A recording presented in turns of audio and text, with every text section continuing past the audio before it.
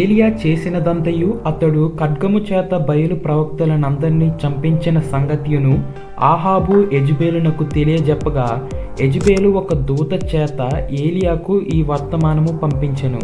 రేపు ఈ వేళకు నేను నీ ప్రాణమును వారిలో ఒకని ప్రాణము వలె చేసేదనని వ్రాయగా, కాబట్టి అతడు ఈ సమాచారం తెలుసుకొని లేచి తన ప్రాణము కాపాడుకొనుటకై పోయి ఒక దినమంత ప్రయాణము చేసి అరణ్యంలోనికి పోయి ఒక వృక్షం క్రింద కూర్చుండి మరణాపేక్ష గలవాడై ఉండెను. అతడు ఆ వృక్షము క్రింద పరుండి నిద్రించుచుండగా ఒక దూత వచ్చి అతని ముట్టి, నీవు లేచి భోజనము చేయమని చెప్పాను.